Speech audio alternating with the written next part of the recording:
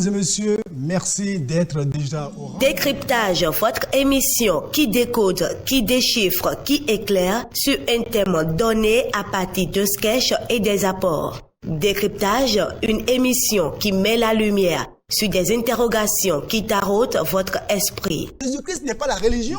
Jésus-Christ n'est pas la religion. Écoutez, si tu ne pries pas, tu as quelle âme encore? Vous êtes allé forniquer. Peut-être c'est à cause de ce seul péché. La solution, c'est la repentance et la foi en Jésus-Christ de Nazareth. Décryptage, c'est sur la télé évangélique. Prenez le rendez-vous pour les mercredis à 17h30 et les samedis à 21h.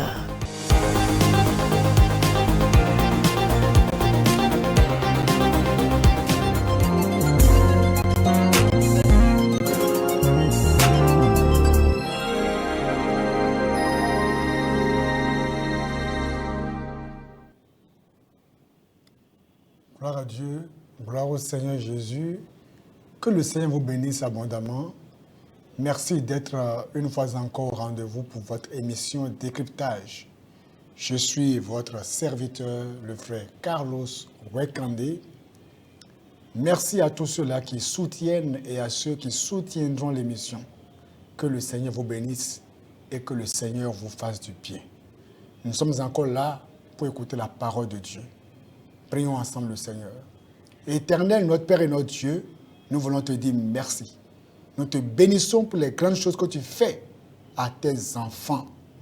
Je prie, Père éternel, que tu fortifies chacun, que tu édifies quelqu'un, que tu reconfortes quelqu'un sur ce chemin qui mène vers toi au ciel au nom de Jésus-Christ. Merci, Père. Au nom de Jésus, nous avons prié. Amen. Le thème que nous voulons aborder, c'est « Attends le mot de Dieu ». Attends le mot de Dieu. Répète après moi, « J'attendrai le mot de Dieu ». Il faut répéter.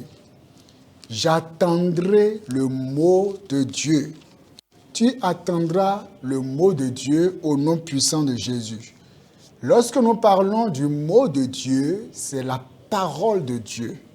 Le mot que Dieu dit et tout change. Le mot que Dieu dit et tout comme ça a été fait pour Joseph, on peut soudainement quitter la prison pour le palais. Le mot que Dieu va dire et son enfant, cette personne qui est née de nouveau, qui marche en nouveauté de vie avec le Seigneur, mais qui vit des difficultés énormes, le mot que Dieu dit, et à cause de ce mot, le roi ne dormira pas, comme ça a été fait pour le cas de Mardochée, jusqu'à ce que le roi ait élevé Mardochée. Je viens à toi ce soir, toi enfant de Dieu, je parle bien sûr de ceux qui sont nés de nouveau, ou de ceux qui veulent naître de nouveau. Donc, je ne parle pas de ceux qui sont des impénitents dans la fornication, dans l'adultère, qui ne veulent pas se repentir, qui se confortent dans leur péché. Non. Nous parlons de ceux qui sont nés de nouveau, ceux-là qui sont devenus des nouvelles créatures, comme c'est écrit dans 2 Corinthiens 5, 17, que si quelqu'un est en Christ, il est une nouvelle créature. Les choses anciennes, les musiques anciennes, la mode ancienne, la vie ancienne, passée. Toutes choses maintenant sont comment? Nouvelles. Si tu as expérimenté une chose pareille et que le Saint-Esprit témoigne à ton esprit que tu es enfant de Dieu, alors sache que ce message t'est adressé. Le Seigneur veut réconforter son enfant, veut parler à son enfant. Cette personne qui ne compromet pas, cette personne qui est résolue à marcher dans la sainteté de vie, le Seigneur te parle. Attends le mot de Dieu. Dans Job chapitre 29, vous allez voir un peu rapidement là, Job, qui est un bourgeois de son temps, un grand bourgeois, Job est tombé très bas. Job a vécu un déclin sans pareil. Mais Job ne comprenait pas que c'était un défi qui venait de Dieu. Lorsque tu es enfant de Dieu, sur le chemin qui mène au ciel, sache que Dieu a l'œil sur tout ce qui se passe dans ta vie au pyromètre près. Dieu regarde chaque chose, chaque épreuve. Il surveille chaque chose. Job ne savait pas. Et en proie aux douleurs, en proie aux difficultés, Job maintenant va essayer de se rappeler de ce qu'il était auparavant. Et c'est ce que Satan fait aux enfants de Dieu. Lorsqu'ils sont dans les moments d'épreuve, de difficulté, les moments où leur foi est éprouvée, Satan va leur rappeler ce qu'ils étaient, comme ça a été fait aux enfants d'Israël, et ils étaient en train de se rappeler de l'Égypte. Il y en a qui vont se dire que vraiment, je suis arrivé en Christ et tout est compliqué pour moi, alors que dans le monde, tout allait bien pour moi. Dans le monde, tout allait bien pour toi. C'était qu'une apparence des choses. Mais tu étais dans les bras de Satan. Tu partais en enfer. Tu ne peux pas comparer ces choses-là. Oh, dans le monde, tout allait bien pour moi. J'avais une voiture, j'avais ceci, j'avais ce. Maintenant, j'ai tout perdu. Maintenant aussi, je suis en Christ. Même en Christ, là, tout allait bien pour moi. Mais soudainement, tout a chuté. Je ne comprends plus rien. Les affaires ne marchent pas. Le commerce ne marche pas. Et puis parfois, on est assis dans le divan. Et puis on se rappelle des bons vieux temps. Et on se dit, est-ce que ces bons vieux temps vont encore revenir? On se demande si ce défi qui est arrivé, si c'est un défi éternel. Cette épreuve est-elle éternelle? Toute épreuve a une date d'expiration. Toute épreuve qui surgit dans ta vie a forcément une date d'expiration. Il faut le comprendre. Job 29, verset 1. Job, donc en proie aux difficultés, dit, on dit, Job prit de nouveau la parole sous forme sentencieuse et dit, oh, que ne puis-je être comme au mois du passé, comme au jour où Dieu me gardait, quand sa lampe brillait sur ma tête, et que sa lumière me guidait dans les ténèbres. Job se souvient des bons vieux temps où tout allait bien pour lui, où il voyait la main de Dieu agir, il voyait la main de Dieu bouger dans sa vie. Mais maintenant, en proie aux difficultés, il ne sent plus Dieu, il ne voit plus Dieu. Et c'est ce qui nous arrive. En proie aux difficultés, aux rudes épreuves, on se demande, mais est-ce que Dieu est là? C'est ce que Jean-Baptiste aussi a vécu lorsqu'il disait, allez demander à Jésus si c'est vraiment lui qui doit arriver ou bien on doit attendre une autre personne. Parce qu'il se dit, mais comment Jésus est là et moi je suis en prison? C'est des questions qu'on se pose. Pourquoi suis-je chrétien et suis-je en train de vivre telle difficulté, telle épreuve? J'ai jeûné, j'ai prié, mais je vais à cet entretien d'embauche et c'est moi qui échoue. Je vais au concours, j'échoue. Pourquoi? Pourquoi au boulot on me renvoie sans raison? Pourquoi c'est moi? Et les parents sont là, c'est moi qui renvoie. Tout à l'heure, je vous raconterai une petite histoire. Vous allez voir. Verset 3. Quand sa lampe brillait sur ma tête et que sa lumière me guidait, allons maintenant au verset 7. Verset 6. Job dit, quand mes pieds se baignaient dans la crème, vous voyez, il dit que ses pieds se baignaient dans la crème. Oh, la belle vie. Il se rappelle de la belle vie. Il dit que ses pieds se baignaient dans la crème. C'est que la vie était douce. Et que le rocher répandait près de moi des ruisseaux d'huile. Écoutez, il dit, si je sortais pour aller à la porte de la ville, et si je me faisais préparer un siège dans la place, les jeunes gens se retiraient à mon approche. Les vieillards se levaient et se tenaient debout. La puissance que Job avait en ce temps, l'influence qu'il avait à cause de sa position, de son honneur, de sa richesse.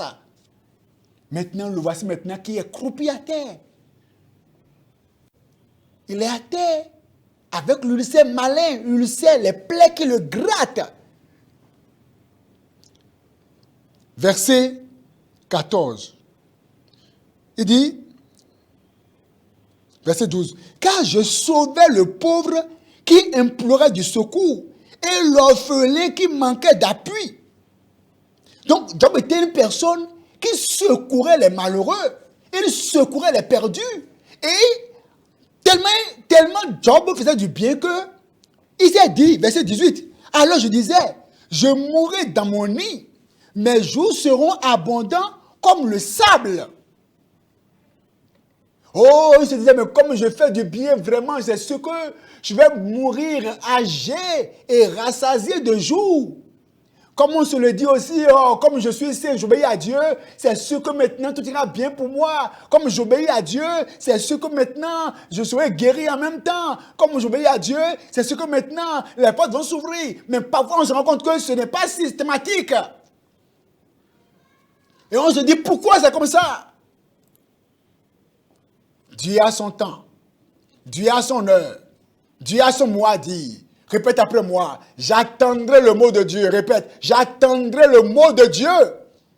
Répète. J'attendrai le mot de Dieu. Dieu était-il mort? Dieu était-il mort au temps de Job? Dieu était là. Il voyait. Dieu avait un mot à dire.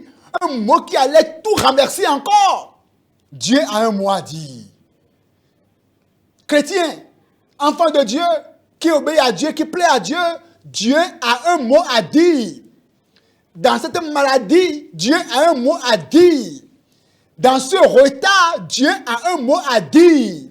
Dans ce foyer instable, Dieu a un mot à dire.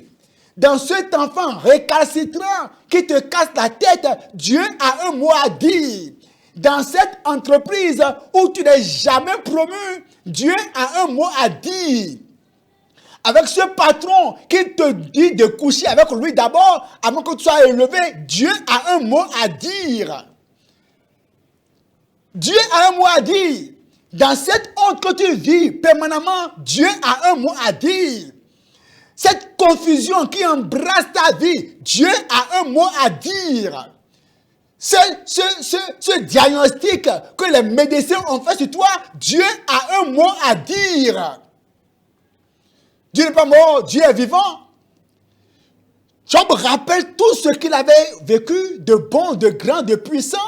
Verset 30, chapitre 30, verset 1 maintenant. Il dit maintenant quoi? Excusez-moi.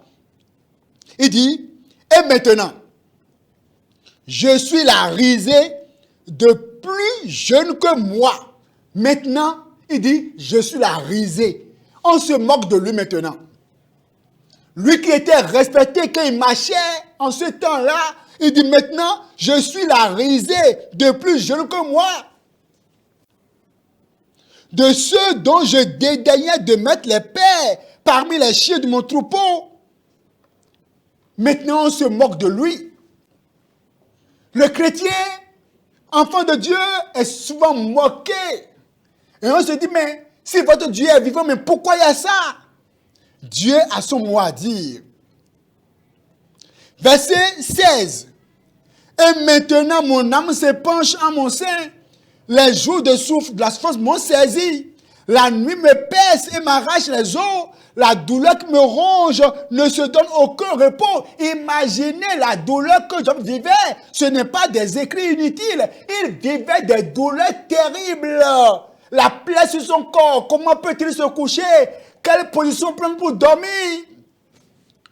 La plaie remplit son corps. Comment peut-il se coucher ou dormir? Dans quelle posture? Quelle posture il faut prendre? Il y a de ces défis qui ne te donnent pas de choix par rapport à une posture à prendre. Quelqu'un a dit, si les épreuves de la vie s'abattent sur toi jusqu'à te faire tomber à genoux, comprends que c'est la meilleure position pour crier à Dieu. Comprends que c'est la meilleure posture pour crier à Dieu.